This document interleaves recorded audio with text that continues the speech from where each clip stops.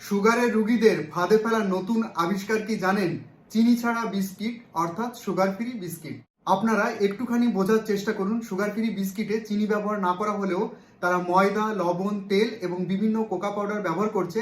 এক্ষেত্রে দেখা যাচ্ছে যে বিস্কিটের গ্লাইসেমিক ইন্ডেক্স অনেক বেড়ে যাচ্ছে এবং এক্ষেত্রে ময়দাটা পুরোপুরি চিনির মতোই কাজ করছে, যার ফলে সুগার ফ্রি বিস্কিট খেলেও কিন্তু আপনাদের সুগারটা বেড়ে যাবে।